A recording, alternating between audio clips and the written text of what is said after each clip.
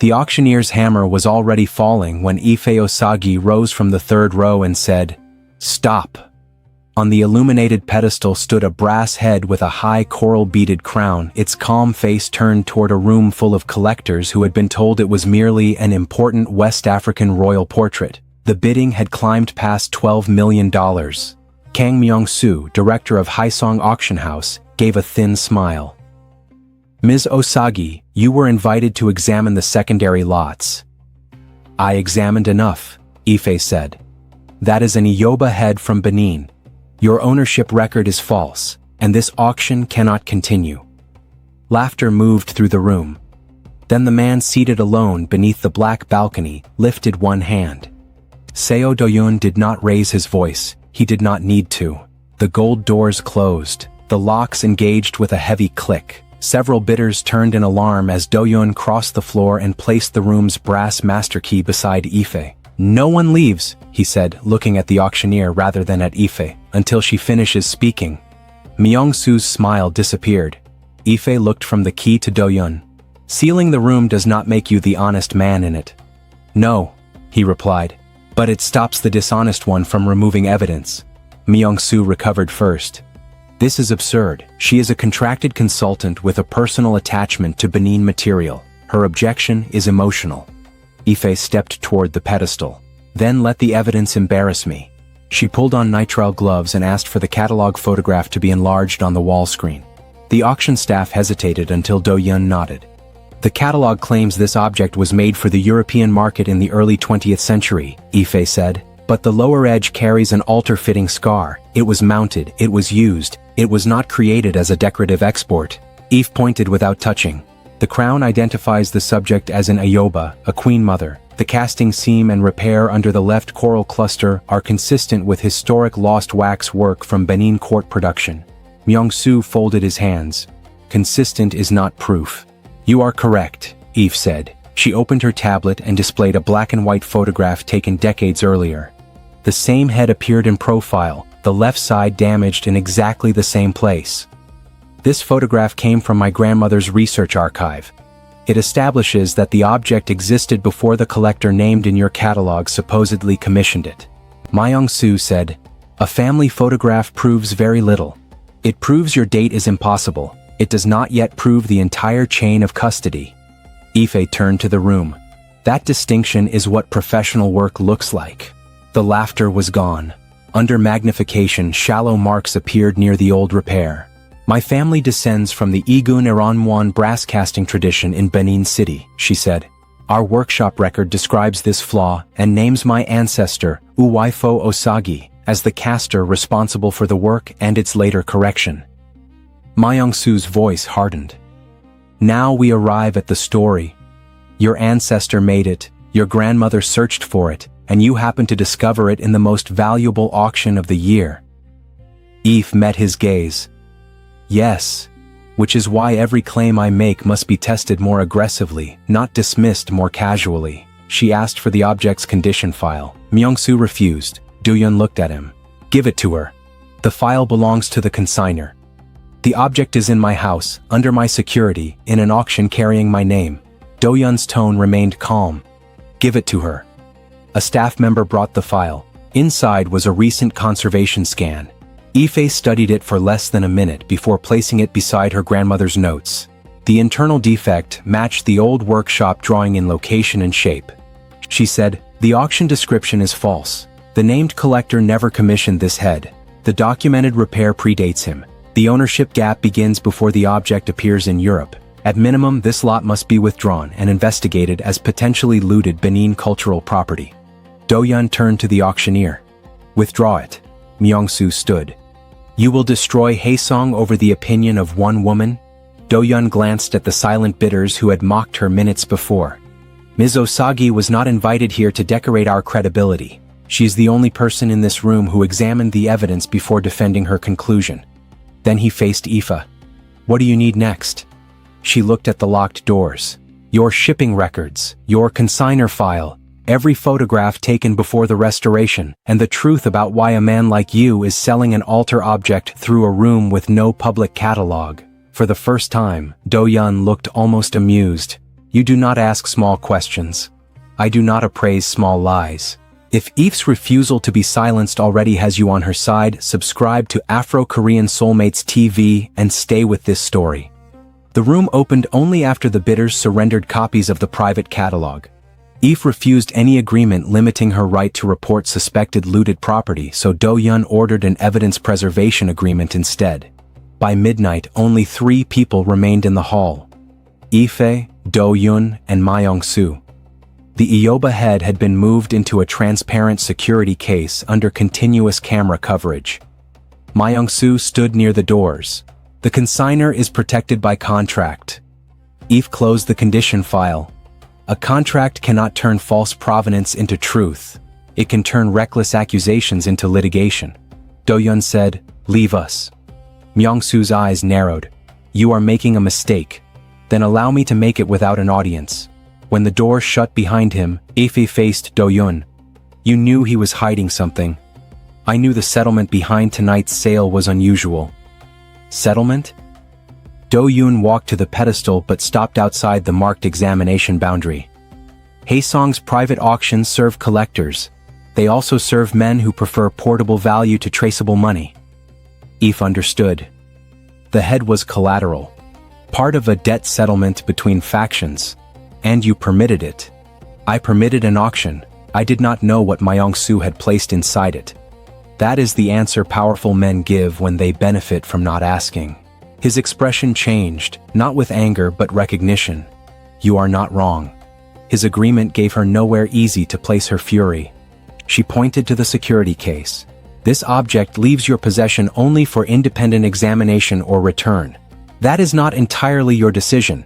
No, but I will make it very expensive for anyone who pretends it is not part of the decision." Do-yun said, "Myung-soo controls the consignor records. I control the storage network. You control whether anyone can keep calling that object legitimate. A partnership? A temporary collision of interests. I do not work for you." I noticed. They agreed to 48 hours of joint access. Efe would examine the records without interference.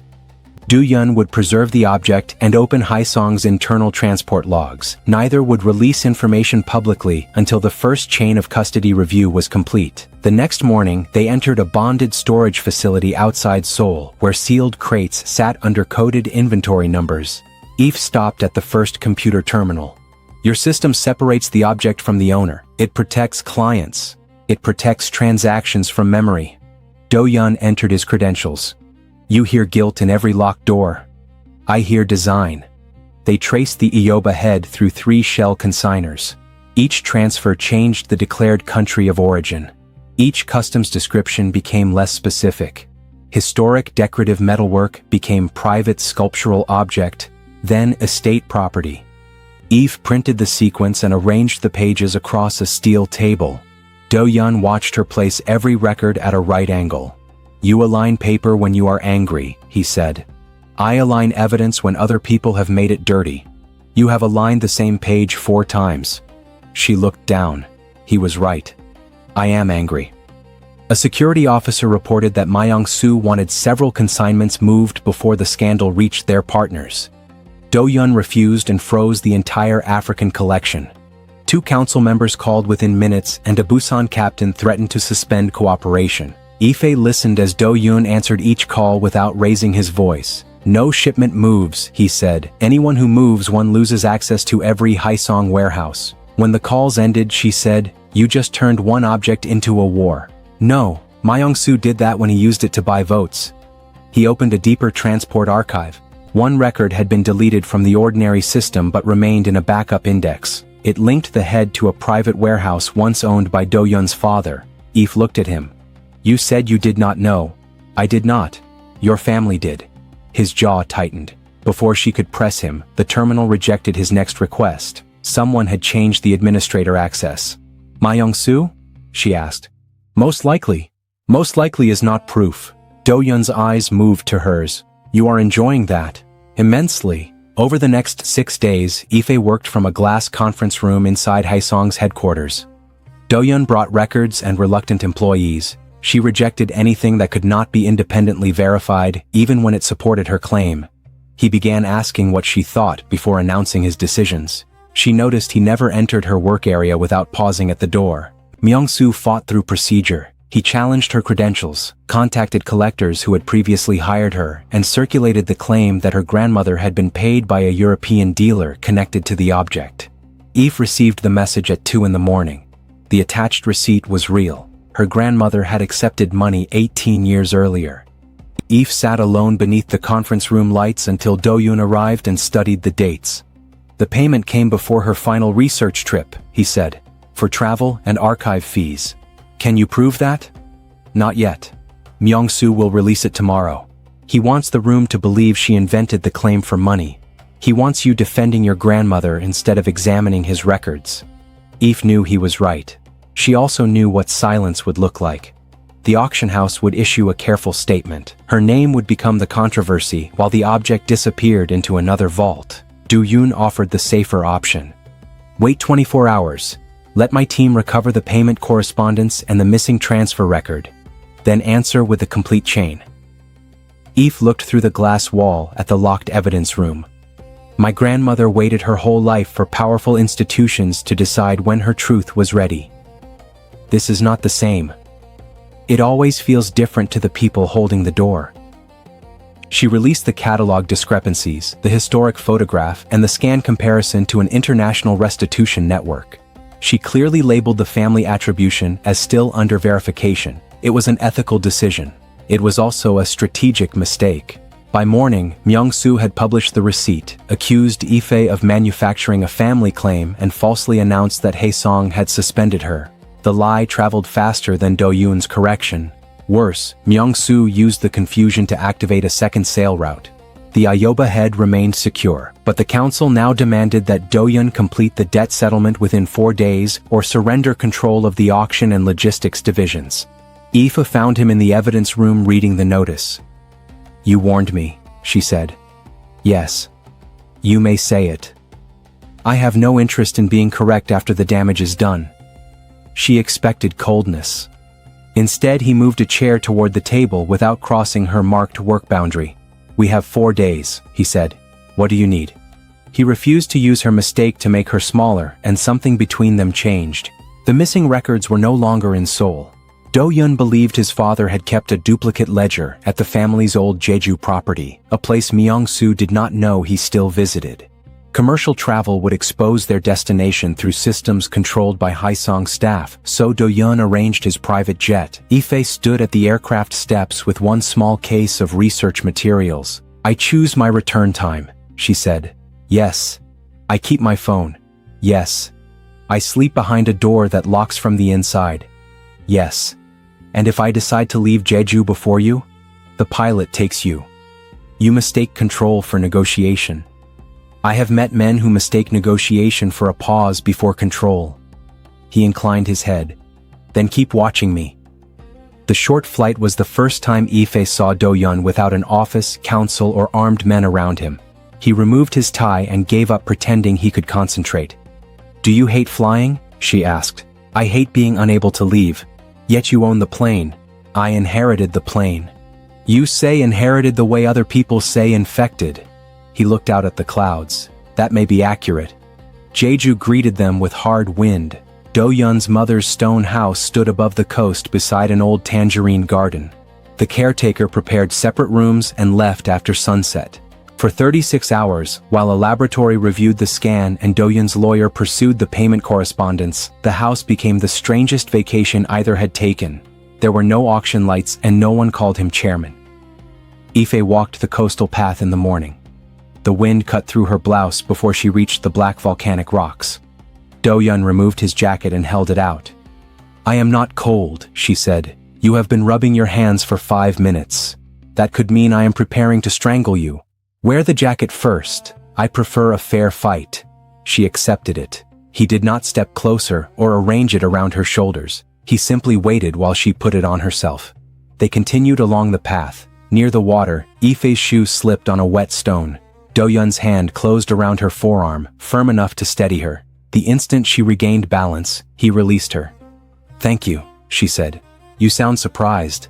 I expected a lecture about appropriate footwear. I was saving it for dinner, By evening, the laboratory confirmed that the alloy profile and internal features supported Efe's dating, though the ownership chain remained incomplete. The lawyer found correspondence proving her grandmother's payment covered research expenses before the dealer withdrew support. Efe sat beside the dark window with her grandmother's old voice recording open on her phone. Do-yun entered the room, saw the screen and stopped at the doorway. "You may come in," she said. He sat across from her, leaving the low table between them. "My grandmother recorded this 3 weeks before she died." Efe pressed play. Her grandmother's voice was thin but steady. She spoke in English, then briefly in Edo, telling Efe not to let anyone reduce the missing head to its price. She said the loss was not only that an object had been taken, the loss was that strangers had been permitted to describe it without the people whose history gave it meaning. At the end, the old woman said, "Bring truth home, even if the bronze does not follow." Do-yun did not tell Efe her grandmother would be proud. He did not reach across the table. He said, "She expected you to survive failure." Efe looked at him. "That is a difficult kind of love," he added. Her throat tightened. "She died believing I had chosen a safer career over her work. But you did not." "No. I only waited until she could no longer see it." He held her gaze without trying to rescue her from the truth. That was the first private wound he witnessed. The next morning, Efe found him in a locked room beneath the house. Shelves held old ledgers, command seals and photographs of men who had built the Haesong Empire. Do-yun stood before an open metal cabinet. "You found it?" she asked. "I found more than I wanted." One ledger listed coded art shipments. Another recorded punishments ordered by his father, including a warehouse manager blamed for a missing shipment 20 years earlier. Do-yun's hand rested on the page. "My father made me choose which man would be punished," he said. "I was 19. He told me leadership meant deciding who could be sacrificed without weakening the whole." "What happened to the man?" "He lost his position, his home, and every protection attached to our name. He had done nothing." Efe looked around the room. "And you inherited all of this." "I inherited the power to prevent that from happening again. I also inherited the machinery that makes it possible." "Why not destroy it?" "Because thousands of people work inside the legitimate businesses. Families depend on them. Captains who lose income do not become peaceful men. I have spent 20 years cutting away pieces without causing the collapse to land on people who never chose this." Efe understood that he clung to the empire because he believed only his hands could control its fall. That was his wound, and she witnessed it once. Then she saw the ledger page in the cabinet behind him. The Iyoba head had entered Haesong custody through his father's warehouse 14 years earlier. A second notation showed that Do-yun had requested the page from the archive 6 days ago. He had known it existed before bringing her to Jeju. "You found this in Seoul," she said. "I found the index reference. And you did not tell me. I needed the complete ledger before making an accusation against my father's network. You needed control. I needed proof. You watched me defend my grandmother while you held the fact that your family possessed the object. I held a reference, not the full chain." Efe stepped back. "That distinction would matter more if you had allowed me to know it." He reached for no excuse. "I intended to use the ledger to force Myung-soo out and return the object after I secured the council." "After you won?" "Yes. So restitution was leverage. It was also the outcome. Not to me." She removed his jacket from the chair and laid it neatly on the table. Efe left Jeju on the private jet without him. By the time she reached Seoul, Myung-soo had called a closed council session and invited museum specialists to witness what he described as the final authentication of the Iyoba head. His plan was simple. Discredit Efe, restore the old catalog and complete the debt settlement under council protection. Would you have trusted Do-yun after discovering he withheld that ledger reference, or would you have walked away as Efe did? Efe had no intention of disappearing. She spent the next 2 days rebuilding the case without Haesong's cooperation. The laboratory report supported the date. Her grandmother's correspondence explained the payment. Historic photographs established the damage pattern. The false collector history collapsed under its own dates, but the ownership chain still had a missing section only the Haesong ledger could fill. Myung-soo knew it. At the council session, he placed the Iyoba head beneath white light and invited Efe to speak first, confident that her claim would stop at suspicion. The collectors who had laughed at the auction sat behind the council members while international cultural organizations recorded the proceedings. Efe stood alone at the examination table. Myung-soo said, "You accused this institution publicly. Today, you may present proof or withdraw the accusation." Efe displayed the catalog timeline. She walked the room through every verifiable point. The head's function had been misidentified. Its internal construction contradicted the claimed commission date. The repair matched a historic photograph and her family's workshop record. The named collector could not have commissioned an object photographed before he acquired his first African work. Then she displayed her grandmother's payment correspondence. "The money was research funding," Efe said. "When her findings threatened the dealer's collection, the funding stopped. The receipt used to shame her is part of the evidence that she refused to change her conclusion." Myung-soo rose. "None of this proves Haesong received a looted object." "No," Efe said. "It proves you published a false history, concealed contradictory evidence, and attempted to sell an object with a broken chain of custody. You cannot complete the chain. Not from the records you allowed me to see." He smiled. "Then your accusation remains incomplete." The doors opened. Do-yun entered without his chairman's pin. Behind him came Haesong's legal director carrying 3 sealed evidence boxes. The council erupted. Myung-soo's face lost its color. "You had no authority to release those records." "I did this morning," Do-yun said. "I no longer do." He placed the original ledger on the table and looked at Efe, but he did not ask forgiveness. "My father's network acquired the head through an unregistered shipment," he said to the room. Myung-soo later created the false collector entry and used the object as collateral for an internal settlement. One council member stood. "You released protected records to outside authorities?" "I released all of them." Do-yun continued. "The bonded storage accounts, shell consigners, auction transfers and customs descriptions are now with investigators and restitution representatives. The seizure orders have already reached our warehouses." Efe understood the cost before anyone explained it. The storage network supported Haesong's legitimate revenue and Do-yun's control. Without it, lenders would withdraw and the council could remove him. Myung-soo stared at him. "You destroyed the company." "No," Do-yun said. "I exposed what you built inside it." "You think she will forgive you?" Do-yun did not look at Efe. This was not a purchase. Then he faced the cameras.